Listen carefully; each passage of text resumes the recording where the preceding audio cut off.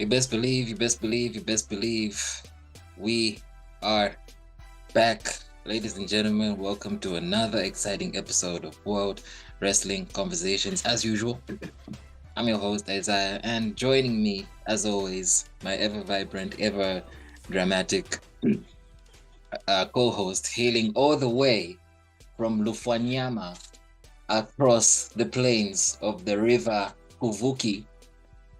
He has one more follower on TikTok, and he weighs in at 194 pounds. He is the biggest wrestling fan that we know, and he still does not know who Michael Jackson is. He is Vusi.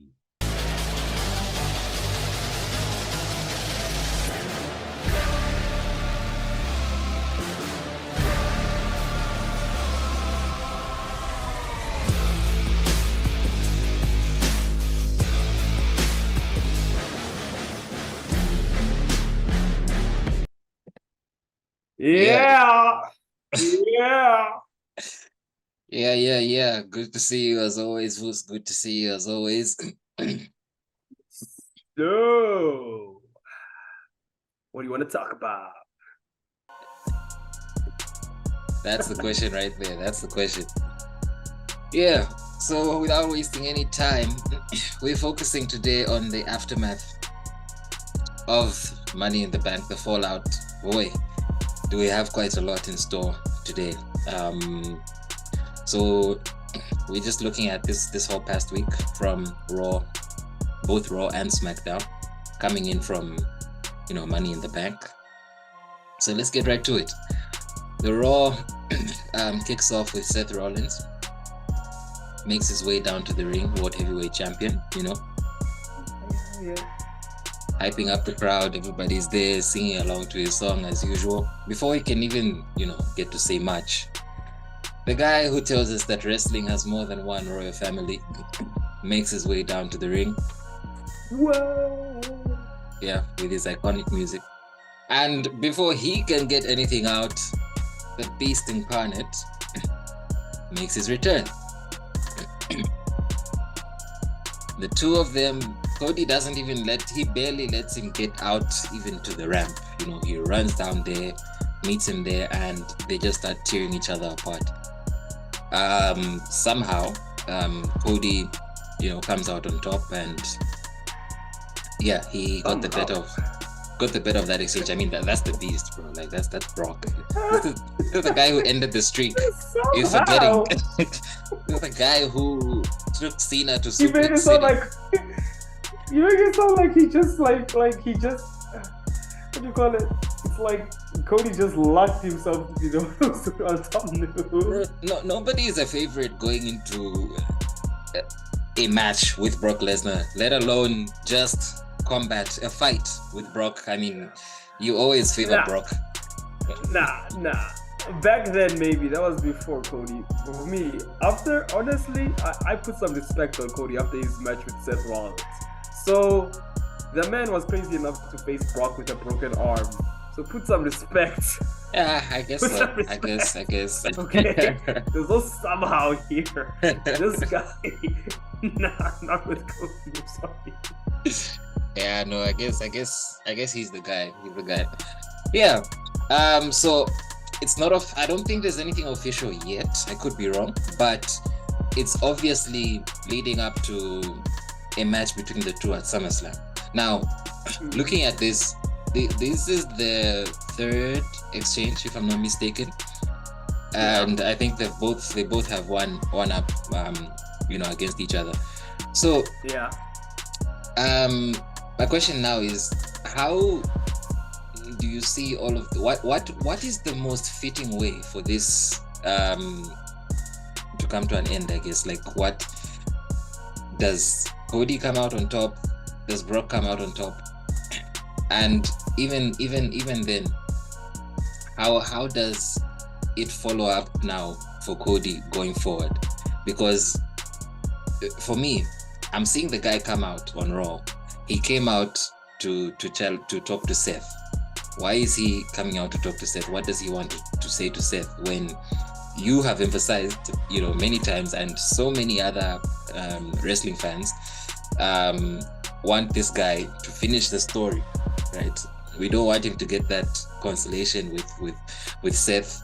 We don't want him to have any business with Seth, So now, how does he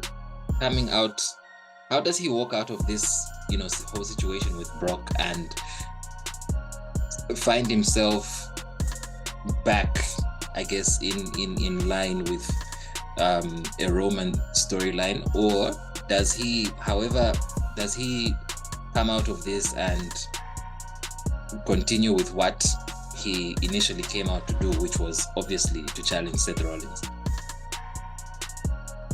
You're right. I will never stop fixating on the fact that Cody needs to finish the story. Yeah.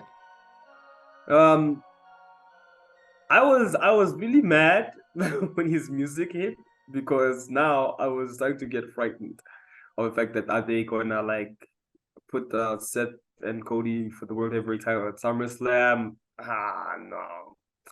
I was really, really disappointed. I was already accepting that, okay, I guess that's what they're gonna go for. But when he was and I was just relieved. This is probably the one time I was relieved to hear Brock's music, because now they just changed the spiral again. Now, a way to end this trilogy. Simply, these guys, they're not just wrestlers. They're fighters. So from these previous 2 matches, I've seen that these guys, they're fighters. They want to tear each other apart. They want to rip each other limb from limb. So, I can say the best way for this thing to end is with a match that highlights their level of animosity. Yeah, well put there. Animosity, yeah. It can't be a normal match. Maybe somewhere around of Hell in a Cell, or no disqualification, Extreme Rules, something where they can say anything goes, and no rules. We're just here to beat each other up, and that's it. Something along those lines. And it's also a good way to continue to remind us that Brock doesn't necessarily need a weapon. I mean, he is a weapon, Yeah. So it will also make him look good in that sense, and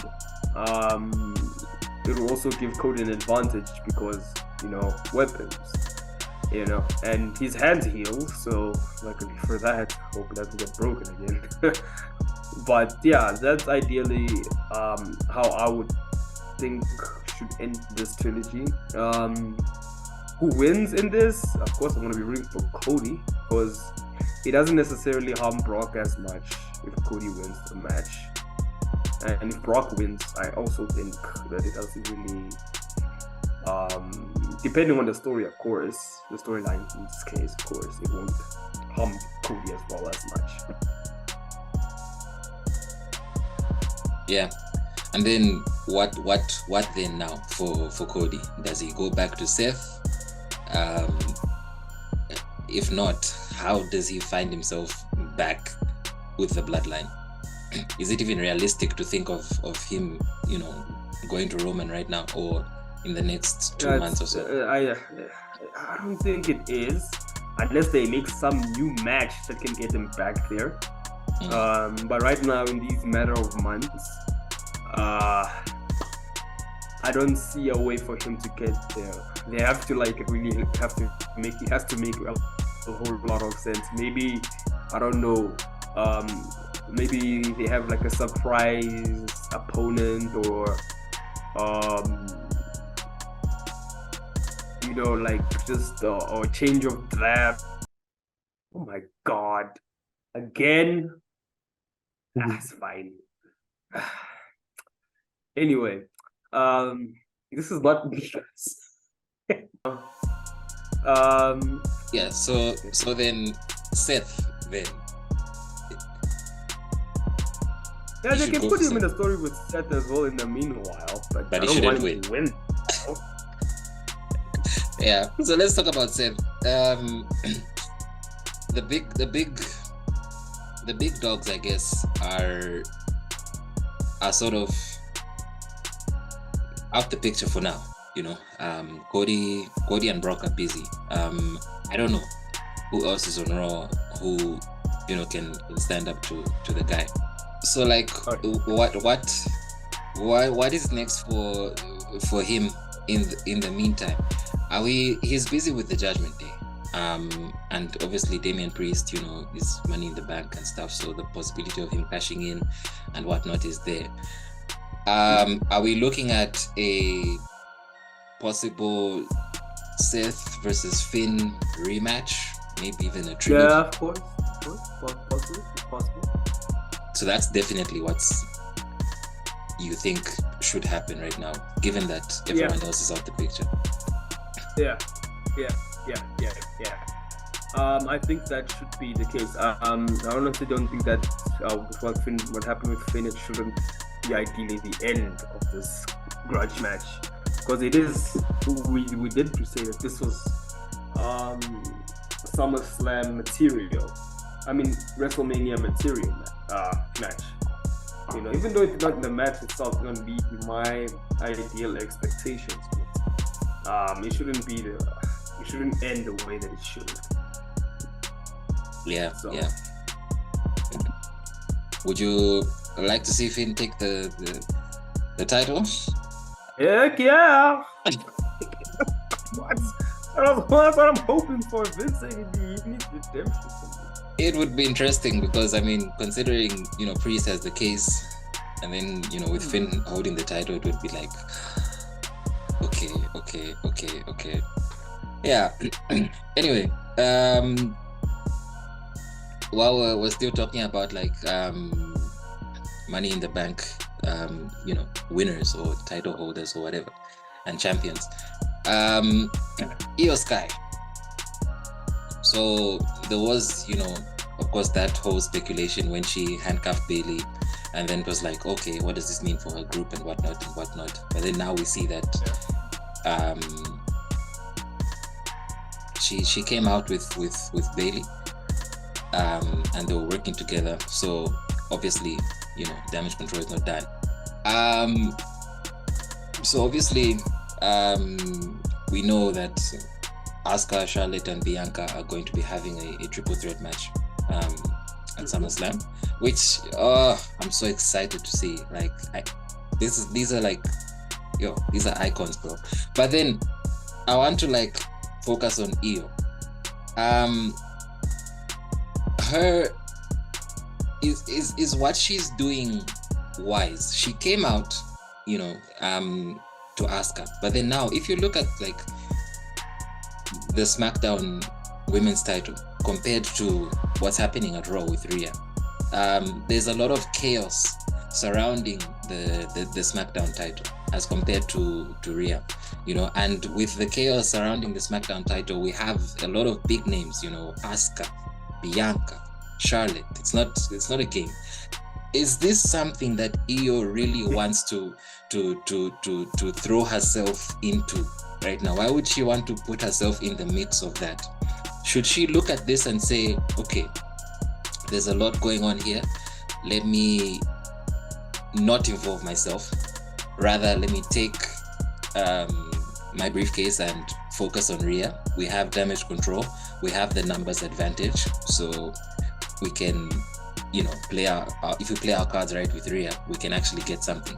Or does she look at this and say, there's a lot of chaos here, as such, I should take advantage of this, let these people rip each other apart, and then let me make my move?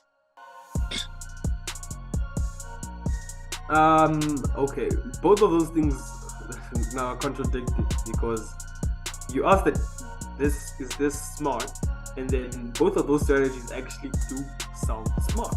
Yeah. So look, I understand that there's big names, but that's the best way to make a name out of yourself, is to basically, that's in wrestling, is to attack the big people, the people who are, you know, high level stars right now. That's what Zoe Stark is doing right now to Becky as well. That's what JD McDonald is doing to Dolph Ziggler. Poor Dolph Ziggler. He always seems to be there. Exactly. But anyway,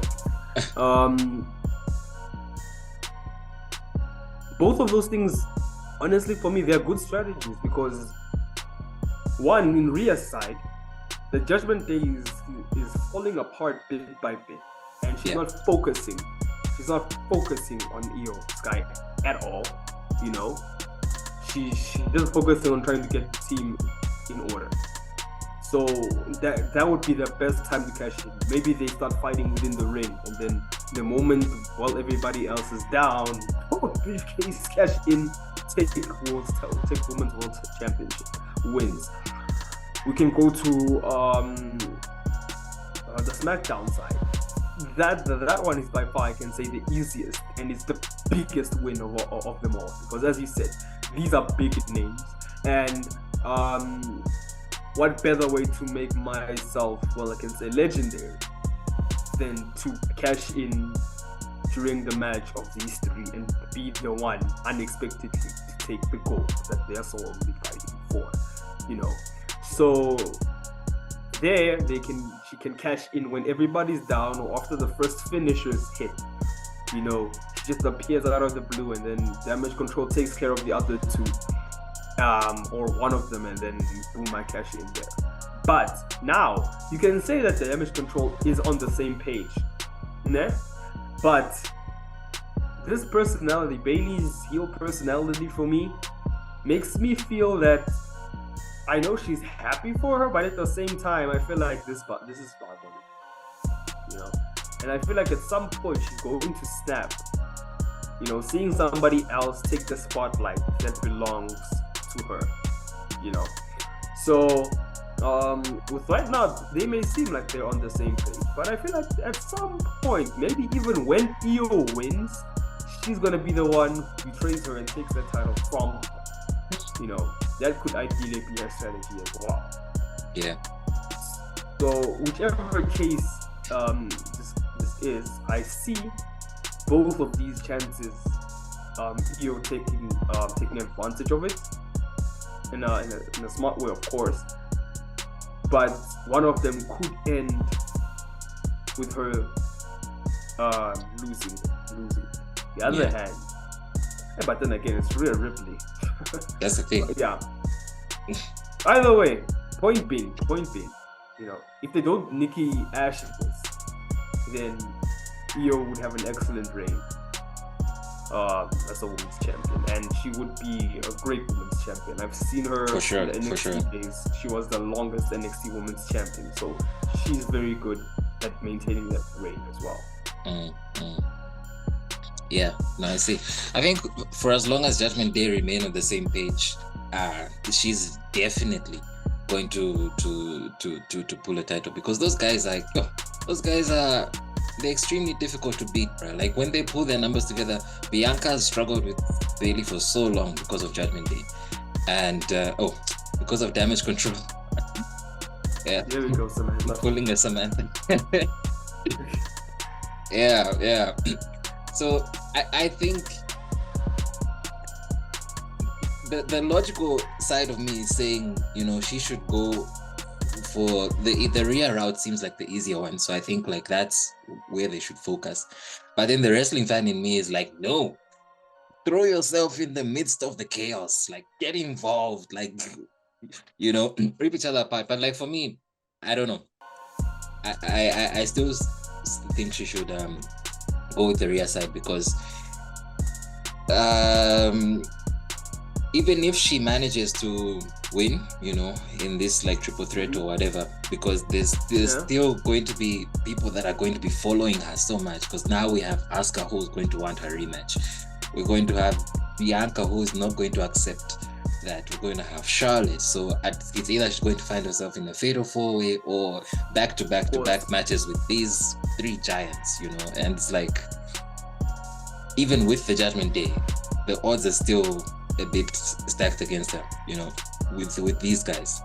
So I hope she's making the right decision by, you know, going for Asuka. But like you said, she wants to make a name and everything. which is cool. And those will be some pretty awesome matches to watch. So as a fan, I love it. As a person with reason, I don't think she's doing herself any favors.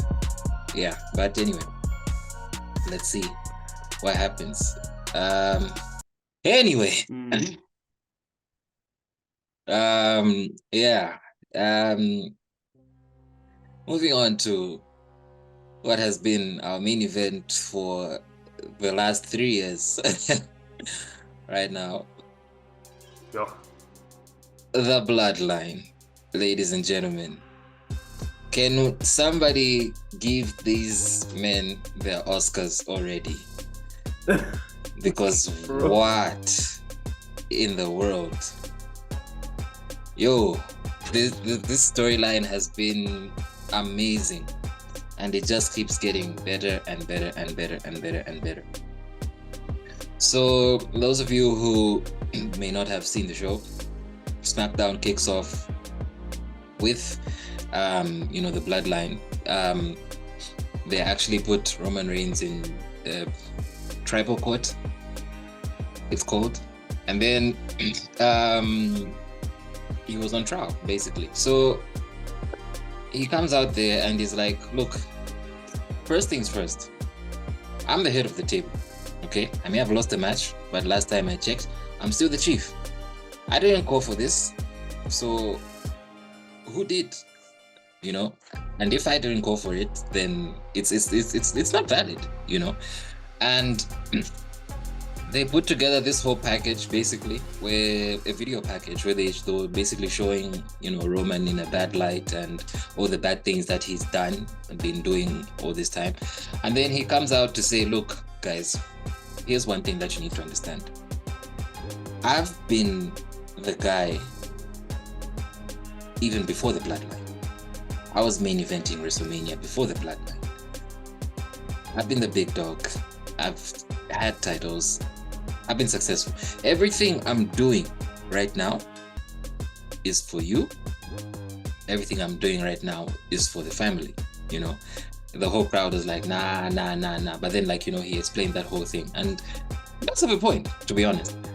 And he's like, but then, despite of all this, this is the sort of treatment that you guys give me and stuff. You make me look bad. You put a video, make me look like a bad father and whatnot. My kids are looking up to me and all this and all that and all that. Hey, he came out with all these tricks of his, and then he's like, look, I'm done.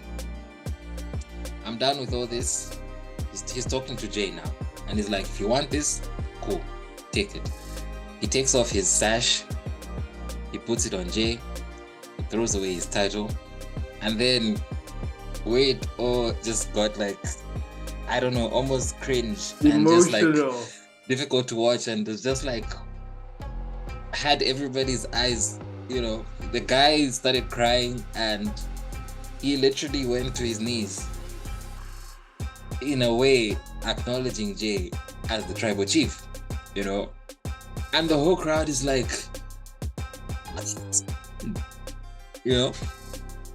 and then in true Roman fashion, just when we thought, we were seeing what we were seeing, the guy hits Jay with a low blow, boom, and I guess chaos sort of breaks loose from there. Jimmy attacks Roman, Solo, it's just chaos from there. Then fast forward to the end of the show. Roman comes out and he's cutting his promo, and then Jay walks in from the stands and he's now telling Roman, look, you're in tribal court, and at this point I'm the judge, I'm the executioner, I'm the whatever, and my verdict is we need trial by combat. As such, I am challenging you, Roman Reigns, to a match at SummerSlam. He hasn't given his answer. That was the end of the show. So what we know for sure is Jay has dropped a challenge, and it's obvious, Roman Reigns is not going to back down. He's going to take this, and Roman Reigns versus Jey Uso at SummerSlam. So now, looking at everything, you have to wonder, does a win for Jey mean he's the new tribal chief? Or does it now just mean that, okay, I won, we can now just forget about all this and just go ahead? Or does the chief come out on top and say, look, you've been insubordinate, I need to put you in your place, and he just shuts down the whole thing, and they just move on from there? What would be even like the most fitting way for all this to end? Justice to prevail, or does the chief put these guys in their place and restores order in the bloodline like a real leader?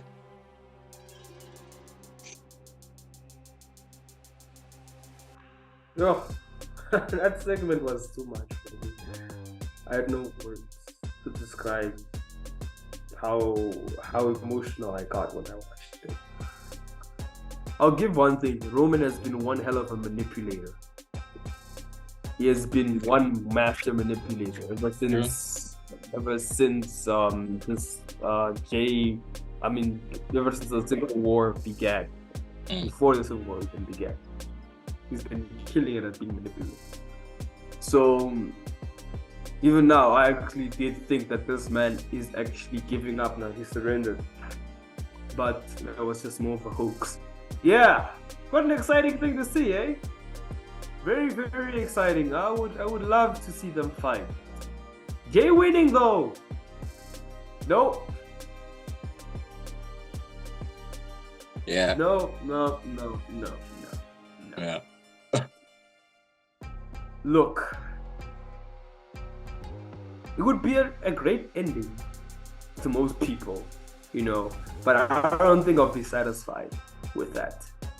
Because one thing, bear in mind, this is just vengeance. It's not even about the throne anymore. Jay is doing this to get vengeance to avenge his brother. It's not about taking the throne. He said it himself that I don't want to become tribal chief. Jimmy also said that he doesn't want to become tribal chief. But the guy that they want that could possibly take the throne would be Solo. Solo winning at some point as well. Not going to be satisfied with that either.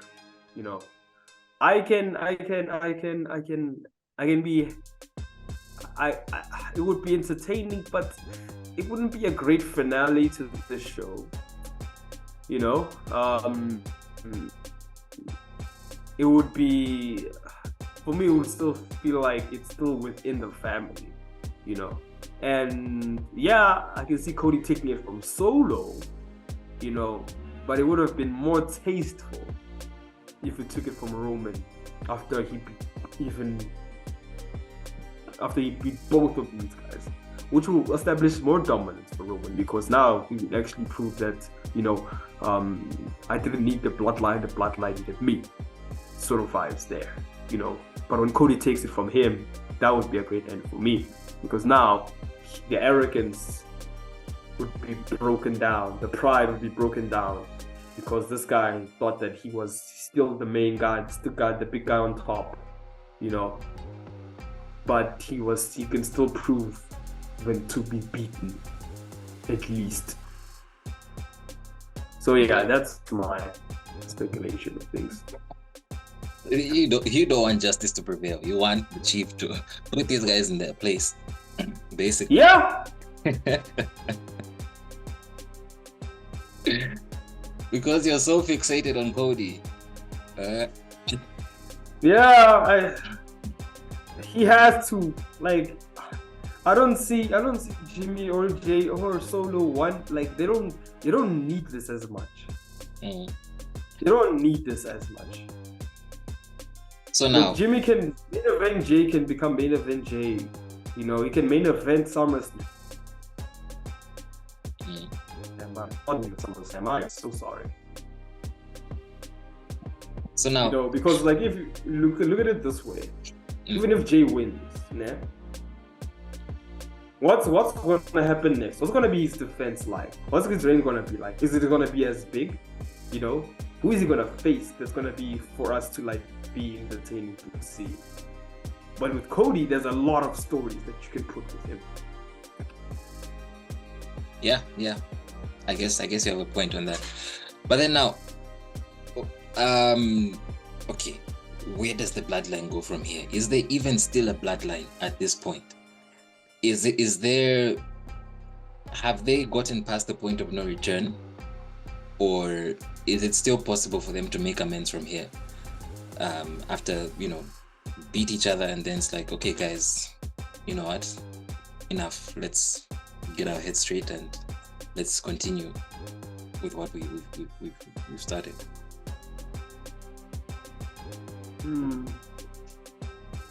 That is a good question. Was it too early to tell? Right now, I don't see any way for them to forgive one another. Because the moment Roman sent Jimmy to the hospital, for me that's when you cross the line of no return. But then again, the thing is, Roman has done this before. Jimmy, he took advantage of, like when he was facing Jay for the Universal title before.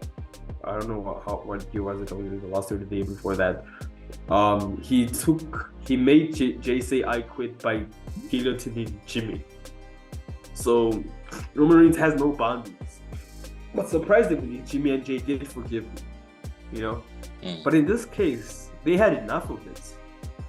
They had enough of being pushed around by this guy. They had enough of being humiliated, embarrassed, I can say even physically abused by Roman. So them making even Jimmy, they did try to make amends before this even, Jimmy did ask, are we still the ones? But Roman was like, nope, no, and then that was when they officially made things like that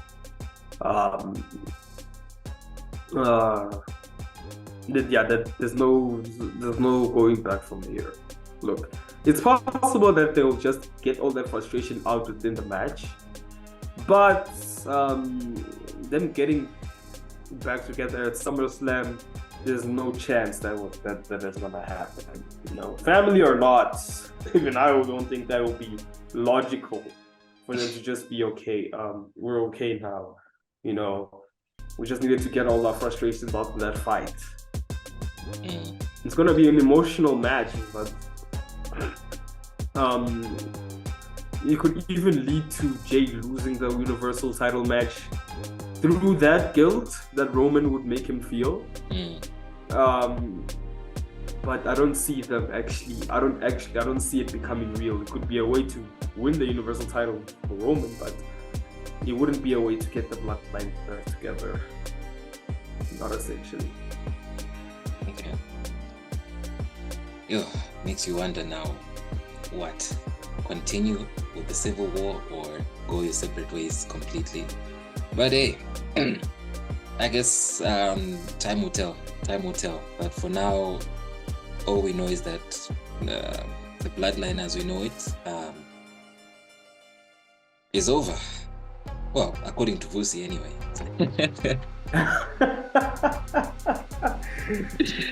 You heard it here first, ladies and gentlemen. You heard it here first. Right now, it's over. The band has broken up. I can see them reuniting maybe at some point, and then Roman has a big babyface turn, maybe. But right now, nah.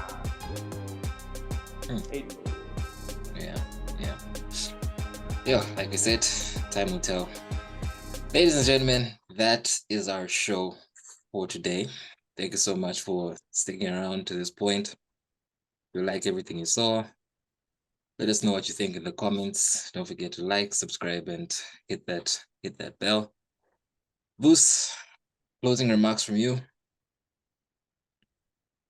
Well, simple really. Vusi out.